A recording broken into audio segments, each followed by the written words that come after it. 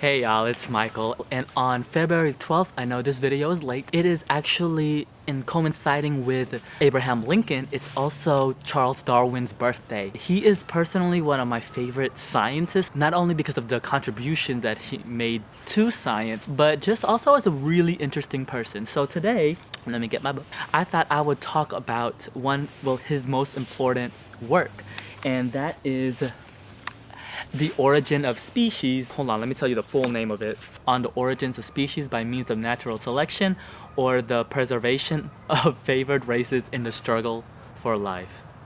The struggle. I actually have two versions of this book. One is this like quick and handy dandy Barnes and Noble edition, but I also did a full-on course. Like I studied abroad just for Charles Darwin. This is what I also want to talk to you about. My study abroad experience. 2014, we stayed at Oxford, England, but I'll talk more about it. And that's the one we use. And this is the illustrated version. It is huge. It has the original text like the other book, but then it has a whole bunch of pictures. So there's also another published work that Darwin did also. Letters and things that he wrote on his voyage on the Beagle, but I'll talk about that later. Yeah, it is completely dense. Like this is the one that I like highlighted things and tabbed things. So I'm gonna put this down because this is heavy. I didn't have anything planned, so I was like, I'm just gonna spit out what I remember from my study abroad experience. So there's a lot of scientists with the idea of natural selection. They don't really get credited per se, like Wallace and Huxley and like Lyell. I'm not gonna go into that because again, like I said, this video will be long if I do that.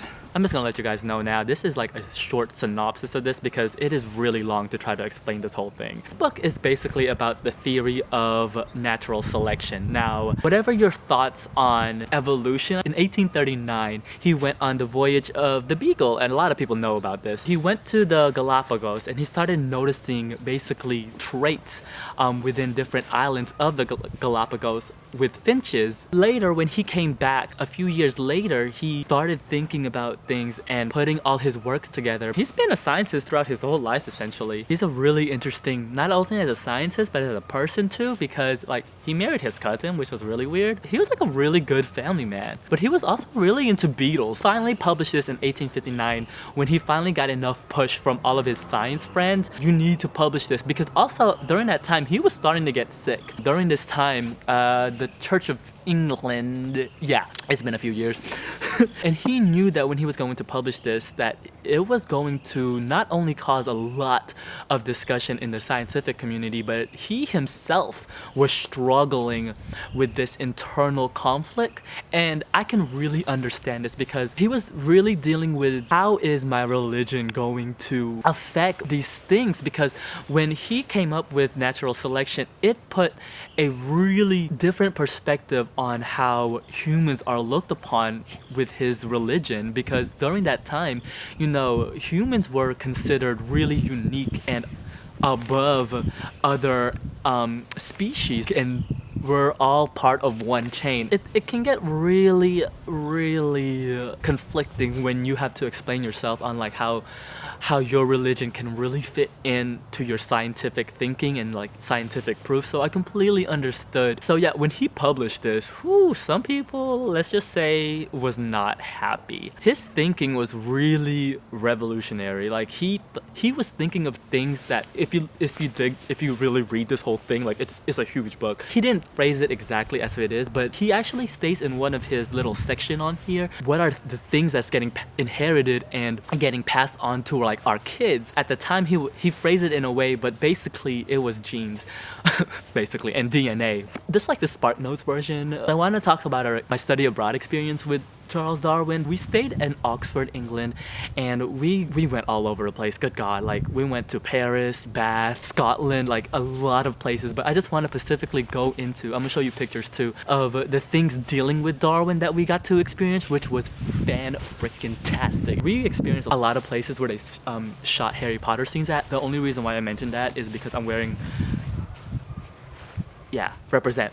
I got this from Universal Studios, so I just want to let y'all know. We also visited a lot of museums. We did visit the Natural History Museum, which was amazing.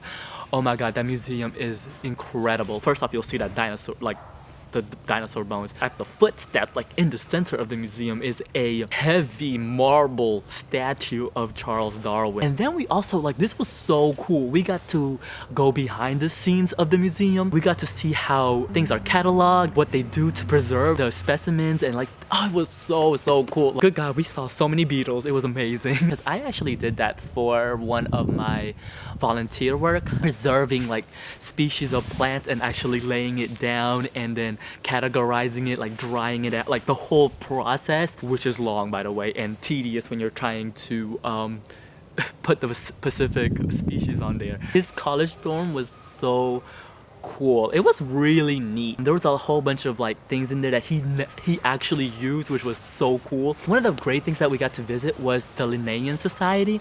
It's basically, how can I say this like in short term, to preserve the work, commemorate and acknowledge scientific work. Really a privilege. Like once you get in there, you're like, oh, I'm in the Linnaean Society.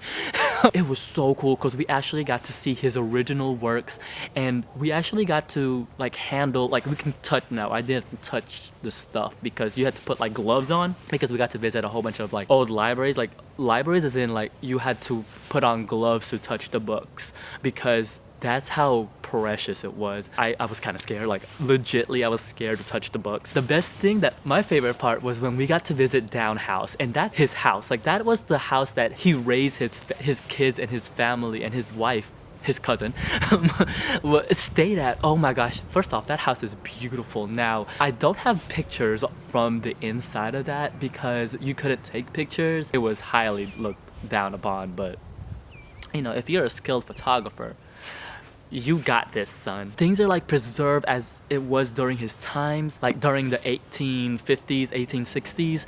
And then, oh my gosh, you guys, his garden, his greenhouse is beautiful. It has the plants and like the bees in there. It's so cool that he worked with. Oh, his house, his backyard is beautiful. Like you could literally just spend there like the whole day, which we did. It was fantastic. They even have like a little tea shop. You can get like snacks and stuff. I loved my study abroad. If you have any chance to do study abroad or like a study abroad internship, I would highly recommend it. It is once in a lifetime.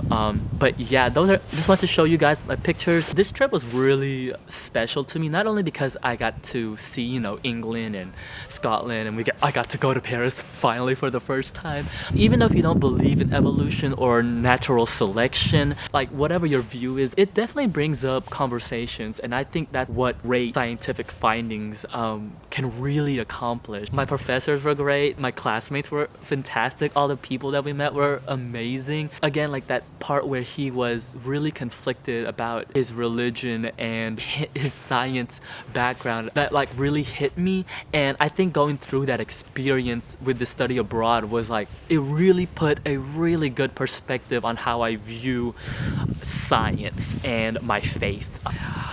Yeah, it was great. Yeah. So, yeah, I didn't have nothing out planned. This was just me rambling, essentially. If you ever have a chance to take a class on the origins of species, I would highly recommend it. Now, you might be interested on leisurely reading this. It is, I'm not gonna lie, this book is incredibly dense. Oh, yeah, it's about 300 pages, but let me tell you, it has a lot of information. Now, some of the things that he did talk about did turn out to be wrong, but a lot of the stuff, it's still being talked about. That's all I gotta say. So, yeah, how's your day going? Have you had any experiences with Charles Darwin? Let me know in the comments below, and until then, I'll see you guys till later. Bye!